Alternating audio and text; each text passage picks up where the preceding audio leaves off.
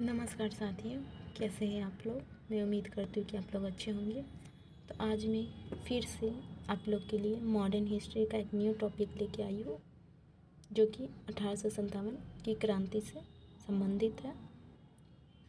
ये टॉपिक आप लोग के एग्ज़ाम के लिए बहुत ही इम्पॉर्टेंट है, तो आप लोग इस वीडियो को एंड तक ज़रूर देखिएगा। चैनल पे न्यू है तो चैनल को सब्सक्राइब कर लीजिएगा और अपने दोस्तों में शेयर कीजिए।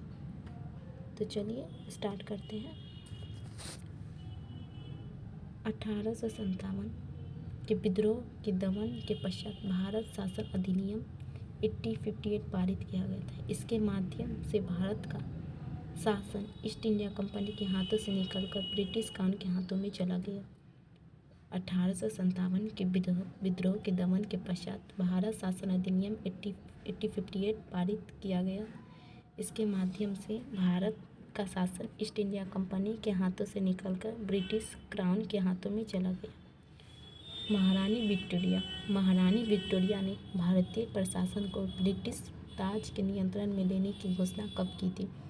महारानी विक्टोरिया ने भारतीय प्रशासन को ब्रिटिश ताज के नियंत्रण में लेने की घोषणा कब की थी।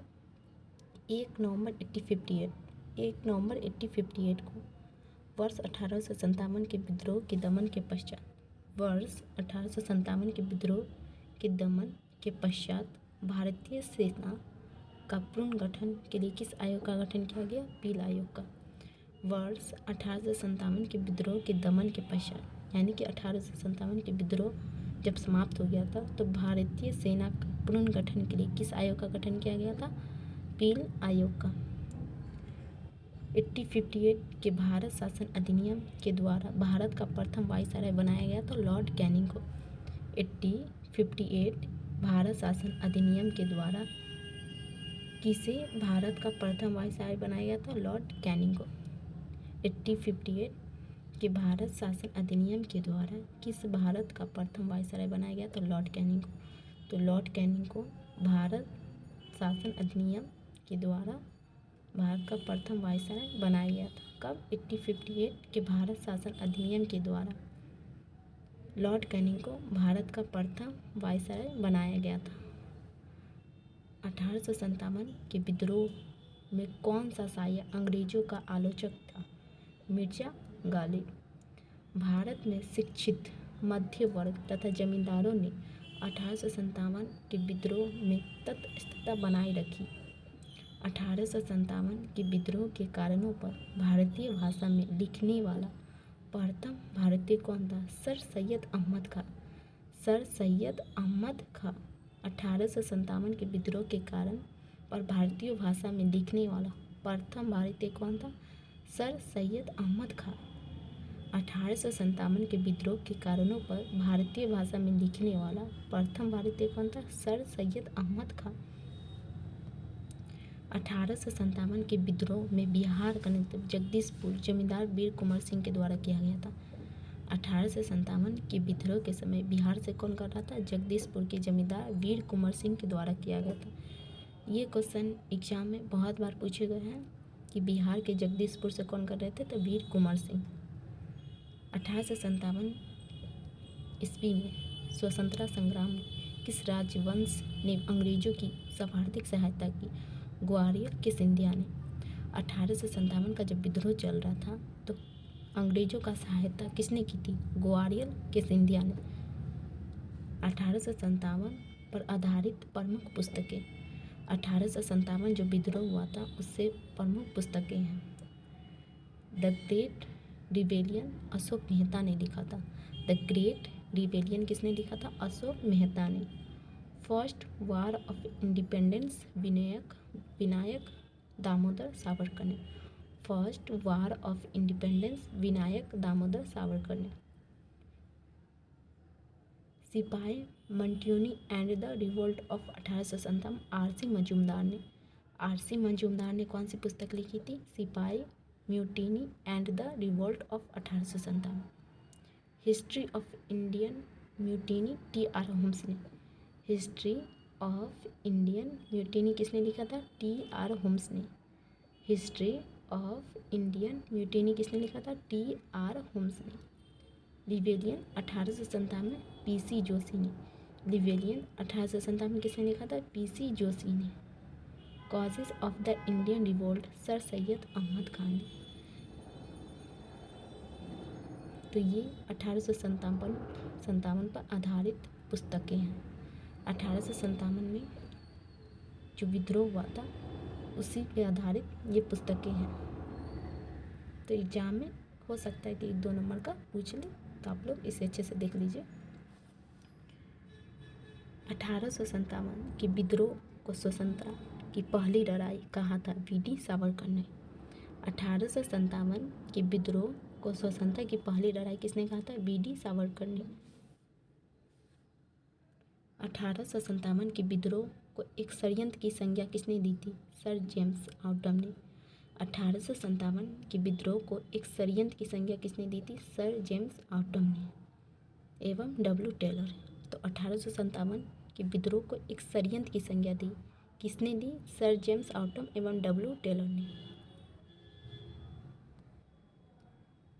तथाकथित प्रथम राष्ट्रीय स्वतंत्रता संग्राम न प्रथम, न राष्ट्रीय और न ही स्वतंत्रता संग्राम था। यह कथन किसका था? आर.सी. मजूमदार का। आर.सी. मजूमदार का किसने कहा था? आर.सी. मजूमदार ने कहा था न तो ये प्रथम स्वतंत्रता संग्राम है, न प्रथम राष्ट्रीय है और न ही स्वतंत्रता संग्राम। यह कथन किसने कहा था? आर.सी. मजूमदार ने। भारतीय स्वाधीनता आंदोलन का सरकारी इतिहासकार कौन था? एस.एन. सेन ने। भारतीय स्वाधीनता आंदोलन का सरकारी इतिहासकार कौन था? एस.एन. सेन ने। 1857 विद्रोह पर आधारित प्रमुख मत, यानी कि 1857 का जो विद्रोह हुआ था उस पर किसने कौन क्या कहा, इसके बारे में लिखा हुआ। तो इतिहासकार और मत doctor SN. Sen. Doctor SN. Sen. Doctor SN. Sen ने क्या कहा था? जो कुछ धर्म के लिए लड़ाई के रूप में प्रारंभ हुआ वह स्वतंत्रता संग्राम के रूप में समाप्त हुआ। जो कुछ धर्म के लिए लड़ाई के रूप में प्रारंभ हुआ वह स्वतंत्रता संग्राम के रूप में समाप्त हुआ। किसने कहा था? Doctor SN. सेन ने। Doctor SN. सेन ने क्या कहा? जो कुछ धर्म के लिए लड़ाई के रूप में प्रारंभ हुआ वह स्वतंत्रता संग्राम के रूप में समाप्त हुआ। ये बात किसने कही थी? Doctor SN. सेन ने। Doctor SN. सेन ने क्या कहा? जो कुछ धर्म के लिए लड़ाई के रूप में प्रारंभ हुआ, यानी कि धर्म के लिए लड़ाई के रूप में प्रारंभ हुआ वह स्वतंत्रता संग्राम के रूप में समाप्त हुआ। Doctor SN. सेन ने कहा था ये बात। Doctor SN. सेन ने क्या कहा? जो कुछ धर्म के लिए लड़ाई के रूप में प्रारंभ हुआ वह स्वतंत्रता संग्राम के रूप में समाप्त हुआ। ये बात किसने कही थी? Doctor SN. सेन ने। अशोक मेहता। अशोक मेहता ने क्या कहा था? 1857 के विद्रोह का स्वरूप राष्ट्रीय था। 1857 का विद्रोह का स्वरूप क्या था? राष्ट्रीय था। 1857 के विद्रोह का स्वरूप क्या था? राष्ट्रीय था। ये बात किसने की थी? अशोक मेहता ने की थी। अशोक मेहता ने क्या कहा था? 1857 के विद्रोह का स्वरूप क्या था? राष्ट्रीय था। ये बात किसने की थी? अशोक मेहता ने की थी। अशोक मेहता ने क्या कहा था? 1857 के विद्रोह का स्वरूप क्या था? राष्ट्रीय था। ये बात किसने कहा था? अशोक मेहता ने। BD. Savarkar.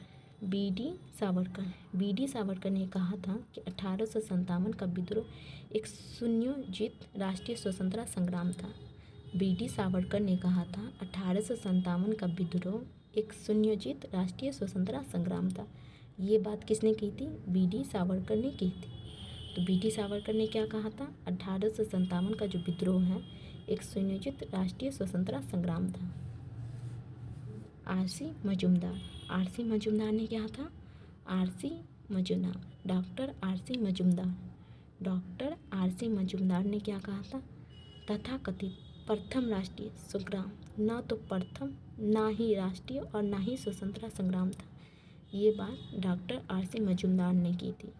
Doctor RC. Majumdar ने कहा था प्रथम राष्ट्रीय प्रथम राष्ट्रीय संग्राम न तो प्रथम, ना ही राष्ट्रीय और ना ही स्वतंत्रता संग्राम था। किसने कहा था? Doctor R.C. मजूमदार ने। सर जॉन रॉलेंस ने क्या कहा था? यह एक सिपाही विद्रोह है। सर जॉन ने क्या कहा था? यह एक सिपाही विद्रोह है। सर जॉन ने क्या कहा था? यह एक सिपाही विद्रोह है। बेंजामिन डिसरायली ने क्या कहा था? 1857 का विद्रोह एक राष्ट्रीय विद्रोह है। 1857 का विद्रोह एक राष्ट्रीय विद्रोह है। किसने कहा था? बेंजामिन। 1857 का विद्रोह एक राष्ट्रीय विद्रोह है। किसने कहा था? बेंजामिन। अगर आप इनका पूरा नाम लेंगे तो आपको याद नहीं रहेगा, तो आप शॉर्ट में बेंजामिन बोल सकते हैं। तो 1857 का विद्रोह एक राष्ट्रीय विद्रोह था। किसने कहा था? बेंजामिन ने बोला था। सर जॉन ने क्या कहा था? यह एक सिपाही विद्रोह है। सर जॉन ने क्या कहा था? यह एक सिपाही विद्रोह है। तो सिपाही विद्रोह है, ये बात किसने की थी? सर जॉन ने कहा था। लेकिन 1857 का विद्रोह एक राष्ट्रीय विद्रोह है, ये बात बेंजामिन ने कही थी।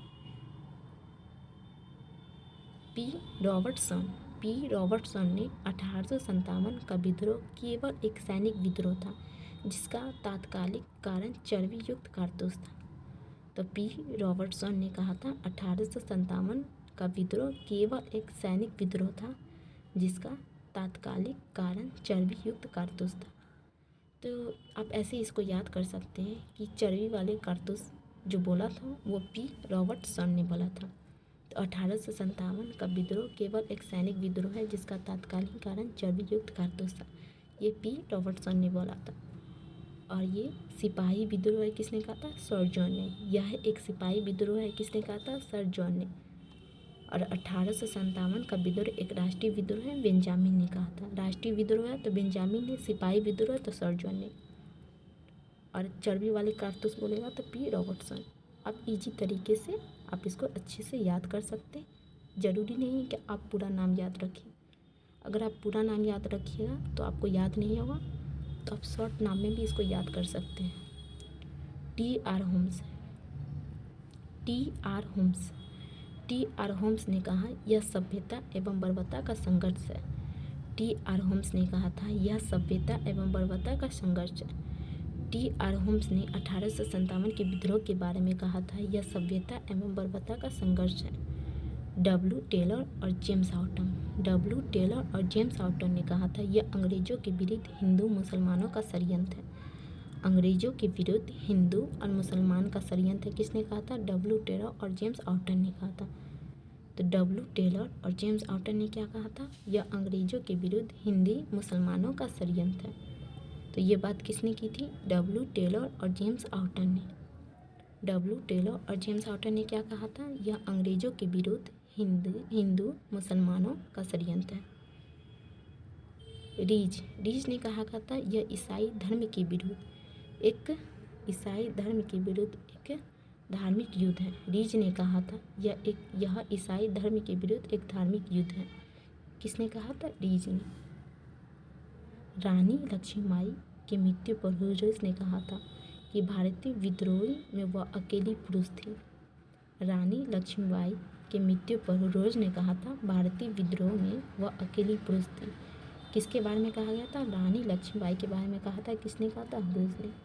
तो 1857 के NCERT जितने भी इम्पोर्टेंट पॉइंट थे मैंने आपको बता दिया है। तो आप लोग वीडियो को ज़रूर सब्सक्राइब कीजिएगा और लाइक कीजिए, कमेंट कीजिए।